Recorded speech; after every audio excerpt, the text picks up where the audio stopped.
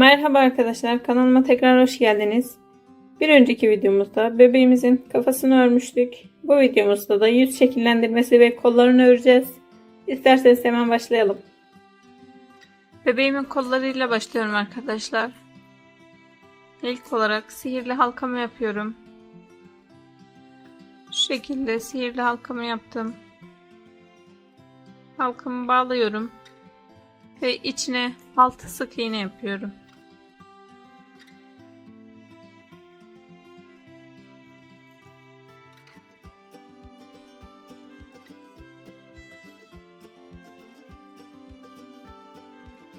Altı sık iğnemi yaptım. Halkamı sıkıştırıyorum. Hemen ilk yaptığım sık iğneye batarak ikinci sıraya geçiyorum. İkinci sırada da her bir ilmeğe çift batarak 6 olan sık iğnemizi 12'ye çıkaracağız. İlkine battım zaten birleştirme yaparak. Aynı yere batıyorum.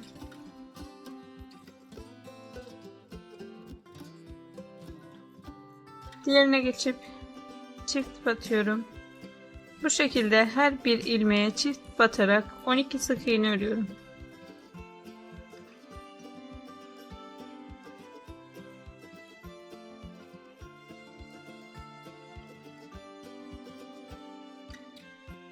...12 sık iğnemi ördüm arkadaşlar. 3. sıradayım. Hemen ilmek belirleyicimi alıyorum. 3. sıradan ilk sık iğnemi örüyorum. Sıramı belirlemek için ilmek belirleyicimi takıyorum. Bu sırada da bir sık iğne bir arttırma yapacağız. İlk sık iğnemi ördüm. İkinci sık iğnemi çift batarak arttırma yapıyorum. Tekrar bir sık iğne örüyorum. İkinci sık iğnemin içine çift batıyorum. Sıra sonuna kadar bir sık iğne bir arttırma olarak devam ediyorum.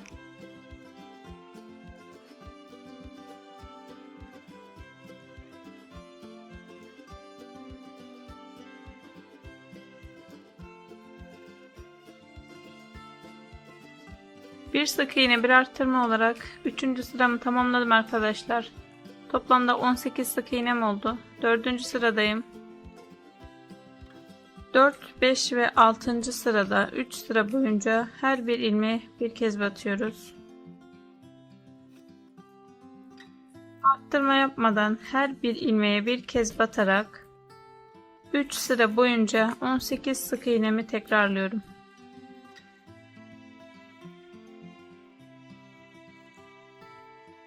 Üç sıra her ilmeğe bir ilmek ördüm arkadaşlar. 7. sıradayım.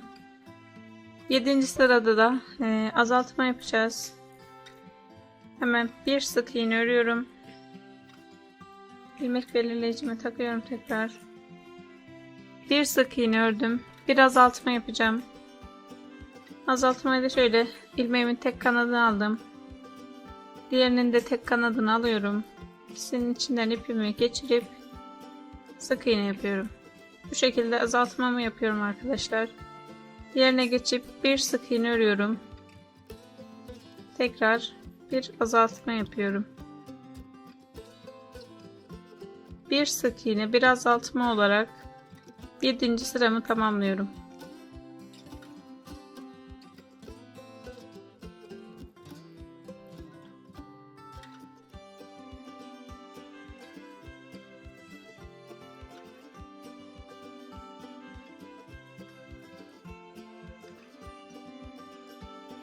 Bir sık iğne bir azaltma olarak sıramı tamamladım. Toplam 12 sık iğnem kaldı arkadaşlar. 8. sıradayım. 8. sırada 32. sıra sonuna kadar yani toplamda 25 sıra boyunca her bir ilmeğe bir kez batacağız. 8. sıramdayım. 8. sıra dahil 32. sıra dahil toplamda 25 sıra boyunca her bir ilmeğe bir kez batarak 12 sık iğnemi tekrarlıyorum. Bu şekilde arkadaşlar her bir ilmeğe bir kez batarak 25 sıra boyunca 12 sık iğnemi örüyorum. 25 sıra her ilmeğe bir ilmek ördüm arkadaşlar. İçini de doldurdum. Ördükçe arkadaşlar içini doldurursanız daha iyi olur. Sonra da sıkıntı yaşamazsınız. Yani birkaç sıra örüp içini doldurun, devam edin. Daha sonra yine doldurup devam edin. Bu şekilde sıralarımı tamamladım arkadaşlar. Son sık iğneme batıyorum. İlmek kaydırma yapıp bir zincir çekiyorum. Ve dikmek için pay bırakıp ipimi koparıyorum.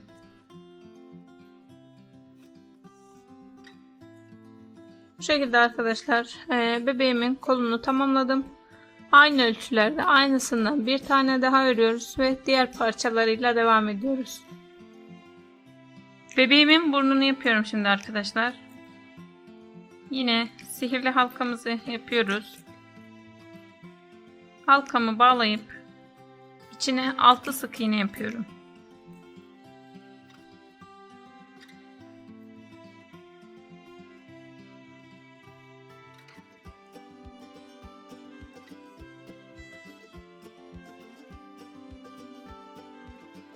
Altı sık iğne yaptım. Halkamı sıkıştırıyorum. Şimdi ilk yaptığım sık iğneye batıyorum ve ikinci sıraya geçiyorum.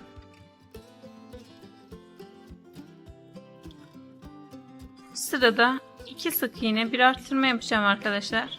Şöyle zaten ilk sık iğnemizi yaptık. Sıradaki sık iğneme batıyorum. İkinci sık iğnem. Üçüncü sık iğnemin içine çift batıyorum.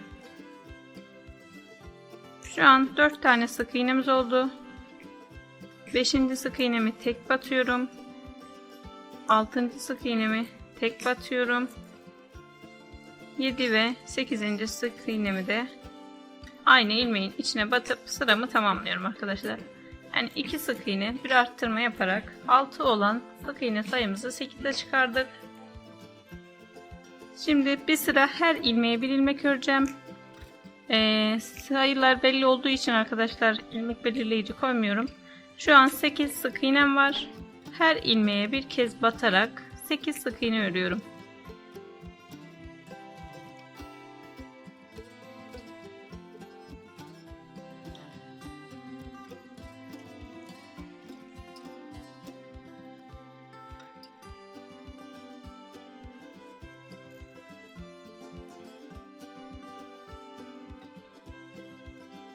Her ilmeğe bir kez batarak 8 sık iğne ördüm arkadaşlar. Hemen sıradaki ilmeğime batıyorum. İlmek kaydırma yapıyorum. Bir zincir çekiyorum. Ve dikmek için biraz pay bırakıp ipimi koparıyorum arkadaşlar. Bu da bebeğimizin burnu olmuş oldu. Şu ilk yaptığımız sivri halkamızın ipini de koparalım biraz. Daha sonra da arkadaşlar bebeğimizin yüz şekillendirmesini yaparken bebeğimizin burnunu da böyle dikeceğiz. Şimdi ilk önce burnunu dikeceğim arkadaşlar. Daha sonra da göz çukurlarını, kirpiklerini ve kaşını, ağzını yapacağım. Bıraktığım ipe iğnemi takıp bebeğimin burnunu hemen dikiyorum. Bıraktığım ipime iğnemi taktım arkadaşlar. Hemen şu ipimin olduğu yerden dibinden içeriden iğnemi batırıyorum. İpimi diğer tarafa alıyorum. Daha sonra da arkadaşlar bakın şuradan gözlerin hemen bittiği sıraya, yani gözlerin alt sırasına değil hemen bittiği sıradan ortalayarak burnu dikiyorum. Şöyle yakından göstereyim arkadaşlar. Şurası bakın hemen gözlerin bittiği sıra. Şurası da hemen alt sırası. Alt sıradan değil hemen gözlerin hizasından direkt arkadaşlar. Hemen hizalıyorum burnunu. Ortalı bir şekilde buraya dikiyorum.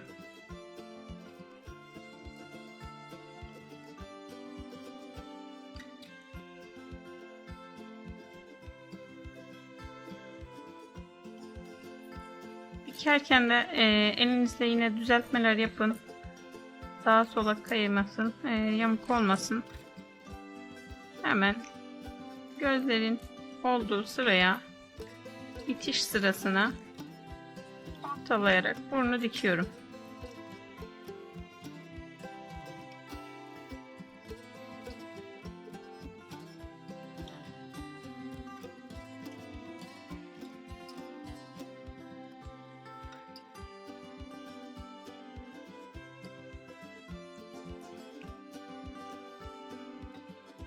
Şöyle hemen batmadığım sıralara tekrar batarak bir sıra daha gideceğim.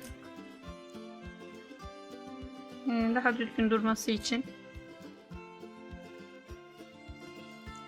Güzelce burnu buraya sabitliyorum.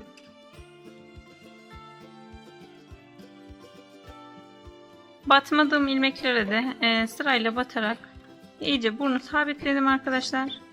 Hemen ipimin olduğu yerden iğnemi tekrar batırıyorum.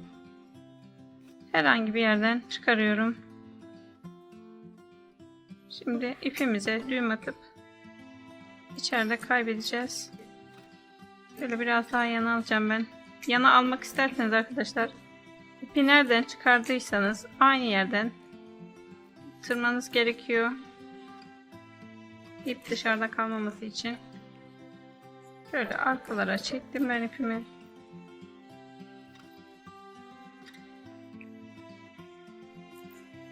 Düğüm atıyorum.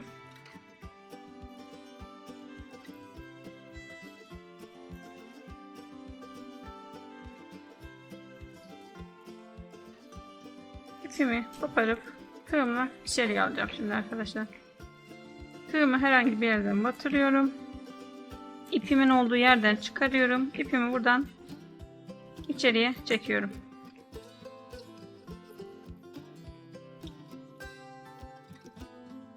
Bebeğimin burnunu diktim arkadaşlar. Şimdi göz çukurlarını yapıp yüz ifadesini vereceğiz. Daha sonra da kirpikleri, kaşı, ağzını yapıp yüz şekillendirmesini tamamlayacağız. Bebeğimizin yüz şekillendirmesini yapacağız şimdi arkadaşlar. Ben ağzı için yer belirledim.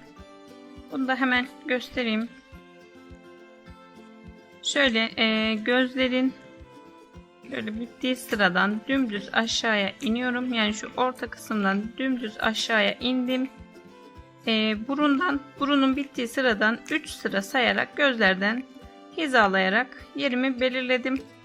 Burnu şurada arkadaşlar hemen bitiyor. 1, 2, 3. sırada gözleri hizalayarak taktım. Diğer tarafta yine aynı şekilde aynı sıra üzerine gözleri hizalayarak ağzının yerini belirledim.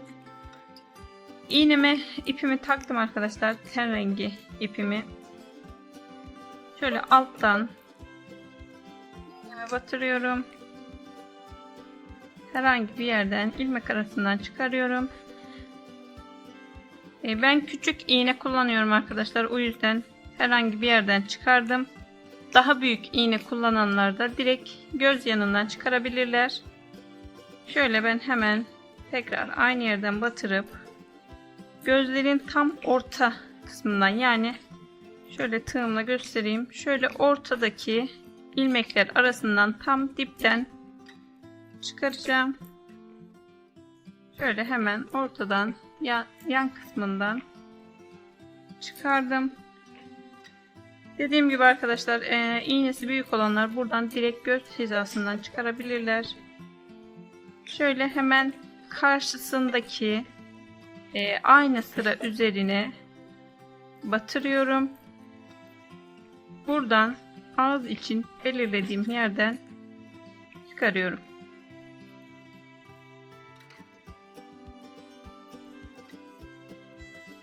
Burada kalan ipimizi de arkadaşlar şöyle gözünün hemen arkasına atıp kaybediyorum. Ağız için belirlediğim yerden çıkardım. Bir ilmek yanından batırıyorum. Bakın hemen aynı yerden değil, bir ilmek yanından batırıyorum. Diğer gözün yine aynı şekilde ortadan tam dip kısmından çıkardım iğnemi. Yine aynı şekilde karşısına aynı sıradan dibinden batırıyorum. Diğer belirlediğim yerden çıkarıyorum. Bunu da yine arkadaşlar gözün arkasına atıyoruz ipimizi. Orada kaybediyoruz. Yine aynı şekilde hemen bir sık iğne yanından hemen yanındaki ilmekten batırıyorum ve alt kısımdan boşluktan çıkarıyorum.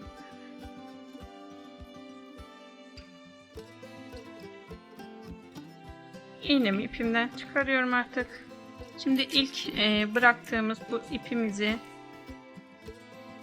ve diğerinin ikisini birlikte şöyle gözlere biraz bastırarak çekiştiriyorum. Göz ve ağzına bastırarak iyice çekiştiriyorum. İpimi bağlayıp daha sonra da burada oluşan yamukluğu düzelteceğim. Gözle de güzelce düzelterek ipinizi çekin. Bu iki ipi birbirine sıkıca bağlıyorum. Gayet sıkı bir şekilde bağlamanız gerekiyor arkadaşlar. Yoksa daha sonra kopma, gevşeme olursa yüz ifadesini kaybedebilir. O yüzden sıkı bir şekilde bağlıyorum.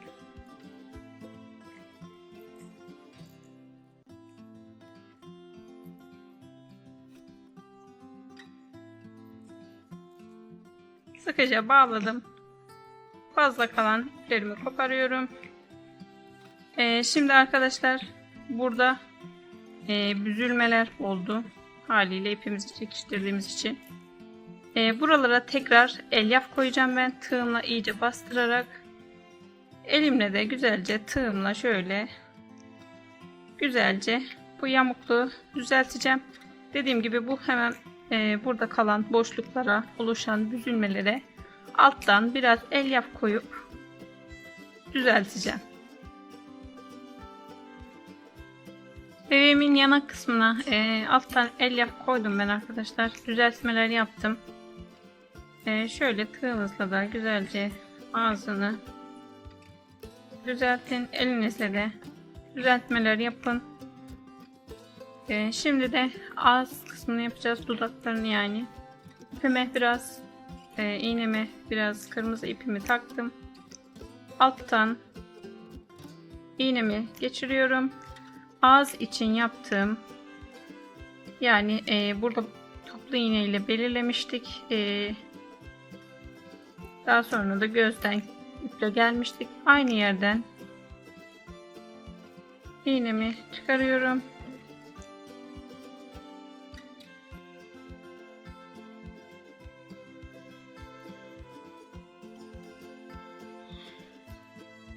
İpimin ucu burada duruyor yine arkadaşlar.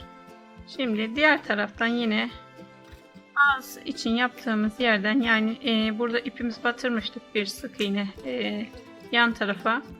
Burada hemen oluşan çukurdan uç kısmından iğnemi batırıp aşağıdan çıkarıyorum.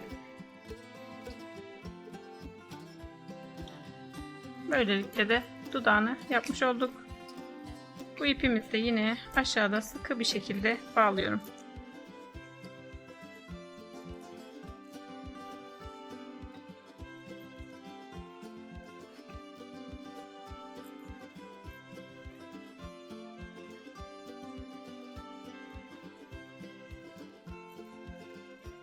Fazla kalan ipimi koparıyorum arkadaşlar. Bu ipimi de kalan iç kısmına atıyorum. Şimdi dudağını da yaptıktan sonra bebeğimizin kirpikleri ve kaşını yapacağız. Hemen iğnemi, siyah ipimi takıyorum. Kaş ve kirpiğin bir tanesini ben yaptım arkadaşlar. Diğerini de nasıl yaptığımı sizlere göstereceğim. Hemen gözümün yan kısmından ipimi çıkardım. Hemen ortadan yandan çıkardım. Bakın burada 1, 2, 3 sık iğne saymışım. Şöyle 1, 2, 3 sık iğne sayıp iğnemi batırıyorum. Bir üst sıradan bir üst sıraya şöyle çaprazdan, yani bir sık iğne karşısına çıkarıyorum. Bir sıra atlayıp çapraz bir şekilde iğnemi çıkardım. Buradan da yine aynı noktaya batıyorum. Buradan da kaş için iğnemi çıkaracağım arkadaşlar.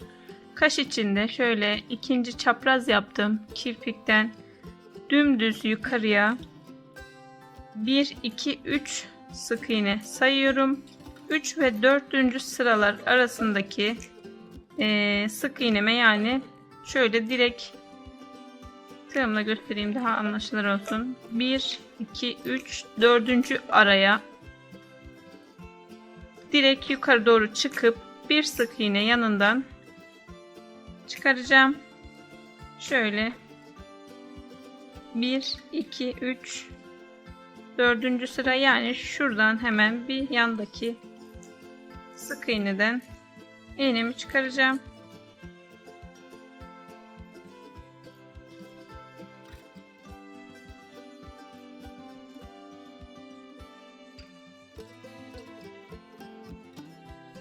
Daha sonra da arkadaşlar kaş içinde 1 2 3 4 5 6. sık iğneye batacağım. Şöyle sayıyorum. 1 2 3 4 5 6. sık iğnem bu. Direkt geldiğimde hemen bu 6. sık iğnemin üstündeki deliğe batıyorum. Şöyle göstereyim yakından. Kirpiğimizin şöyle çapraz yaptığımız kirpiğimizin düz geldiğimiz zaman 1 2 3 4. olan deliğe, yani 4 ve 5. sıra arasındaki deliğe bir yanındakinden kaşı çıkarıyoruz. 1 2 3 4 5 6 sık iğne saydım. Hemen üstündeki sıraya geçip batıyorum. Herhangi bir yerden iğnemi çıkarıyorum. Böylelikle de bebeğimizin kaşını ve kirpiğini yapmış olduk. Burada da yine ipime düğüm atıp içeride kaybediyorum. Daha sonra da arkadaşlar bebeğimizin dikimine geçeceğiz. Yani gövdeyle kafasını birleştirip daha sonra da kollarını dikeceğiz. Bu videomuzda bebeğimizin yüz şekillendirmesi ve kollarını yaptık arkadaşlar. Bir sonraki videoda kaldığımız yerden devam edeceğiz. Bir sonraki videoda görüşmek üzere. Hoşça kalın.